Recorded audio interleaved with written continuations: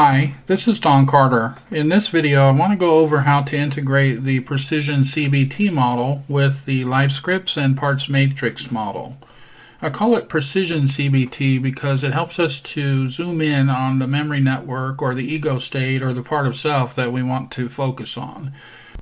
It's important to point out that this process is most useful after an emotional trigger has been tripped and we've reacted in some sort of way that we don't really authorize or that we find uncomfortable.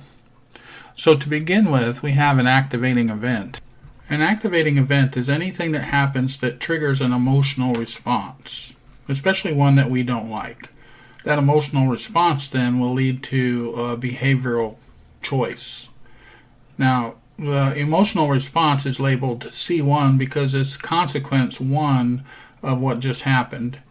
And C2 is consequence 2, the behavioral choice that we made about how to respond to what just happened. The behavioral response is also usually undesirable. It may be that we lash out at another person, or we lash in at ourselves, or we engage in some addictive or flight behavior of some sort, or we just collapse into the pain. But the behavioral choice then will lead to a new activating event, or it will close the loop. Now you'll notice here that the loop is not entirely closed. It's only a half of a loop. Something's missing. What's missing is the meaning we made out of what just happened. And that's a belief system that's programmed into us based on our prior experiences. It wouldn't be a trigger if it didn't trigger something that was already there. So it's the belief system or the meaning we make out of what just happened that leads to consequence number 1, our emotional response. I like to think of it as watching a mental movie about what just happened. And my emotional response is going to be congruent with that movie I just watched. If I'm watching a boring documentary in my mind's eye, then I'm going to feel bored. If I'm watching a horror flick, I'm going to feel scared. If I'm watching a travesty, I might get angry. Whatever the feeling is, it's a response to the movie that I'm watching or the meaning that I'm making out of what just happened. And when it's an emotional trigger of some sort, the meaning I'm making or the movie that I play in my mind is usually rooted in some prior experience in the past, usually childhood.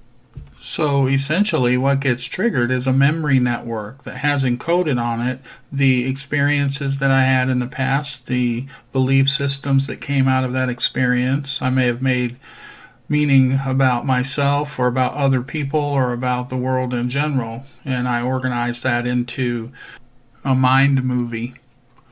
Now, if you'll notice the loop when it's closed, there's only really 2 places where we can intervene. One of them is on the meaning that we make out of what just happened. The other one would be the behavioral response that we choose to the emotions that come out of the meaning we make out of what just happened. Now, it's more difficult to change the behavior, especially if it's an addictive or compulsive response that comes from a traumatic connection or memory network. As we'll see in a moment, it's more effective to begin working at the level of belief systems. This is because the meaning that we give to what just happened is only one possibility. If we were to play with all the possibilities, we may come up with dozens of possibilities of meanings that we can ascribe to what just happened. And the meaning that we give it will determine the emotional response that comes from it. So if we don't like our triggered emotional response, we need to back up a step and take a look at the belief system that triggered it. Is it valid? Is it an echo from the past? Is it possible that there's some other explanation or other meaning that we can give to what just happened?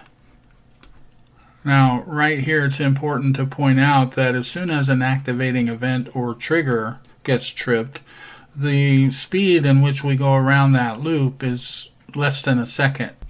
So as we're learning this process, it's important to unpack a situation that happened or a trigger that occurred using this diagram in order to learn from it so that we can adjust it on the fly in the future, simply by changing our belief system into something a little more accurate or a little more useful.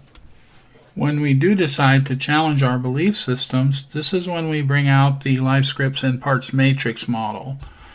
Again, we can't trigger something that isn't there. So when we do get triggered into an unresourceful emotional state, the belief system that triggered it is encoded on a memory network that contains all of the beliefs, thoughts, and feelings of the experience as it occurred originally. Every time we experience this trigger and go around this loop again, we strengthen the belief system involved, which causes it to occur more and more often.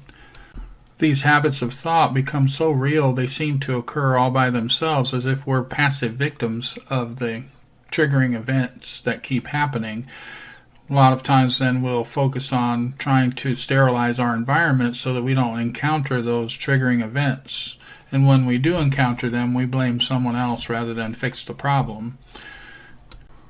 These cycles get so deeply ingrained that they become subconscious programs that run automatically. We don't have to remember to do them, and we don't have to supply any energy to do them, even though it saps our energy every time we go through that.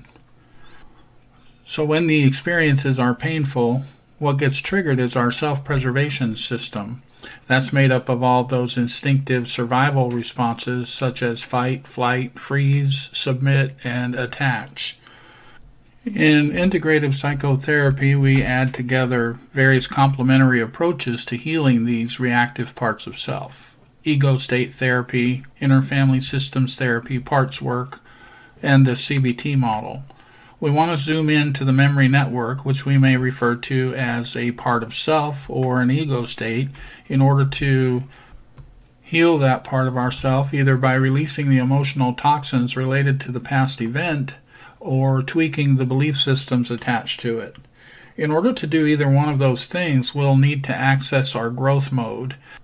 In growth mode, we have available to us the core self, which I call the CEO of the self, and in transactional analysis they'll call it the adult ego state. But it's the part of self that does all the executive functioning, and it resides in the thinking brain. And when we're proactive and we switch on the thinking brain to process what we're doing with what just happened, we can develop that dual awareness between growth mode and survival mode so that the growth mode can help heal the wounds from the past. With all of our adult resources available to us, including the nurturing self and the protective self and the spiritual true self, along with the problem-solving executive functioning CEO of the self, we can bring all of those forces to bear on healing the wounded inner child or the wounded parts of self that are so reactive. So we must have this dual awareness of our adult growth-oriented self along with those reactive parts of self that cause the difficulties that we face. In order to develop and strengthen that dual awareness, we have a B1, C1, and C2 related to the reactive parts of self, and B2 with a C1 and a C2 related to the proactive adult self. So what we want to put in B1 is what part of self got triggered and what were the beliefs that go with that, and how did those beliefs lead to a certain emotion and what was the behavioral response.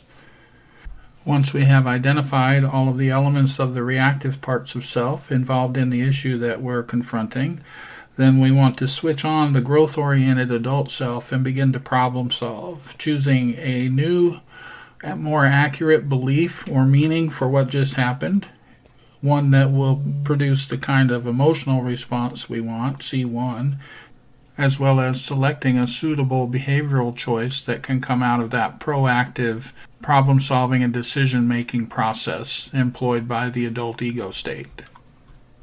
So remember, in order to develop new habits, neurons that fire together wire together. There needs to be intensity and repetition in using this process in order to establish and develop the new responses that you'd like to have.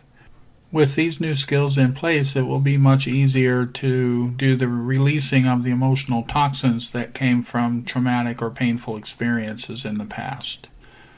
It may not do any good to release those toxic emotions and so forth if we keep accumulating them by allowing unresourceful and limiting beliefs to continuously get triggered. Thanks for listening. I hope you found the video helpful. Remember to download the worksheets below and practice on a regular basis.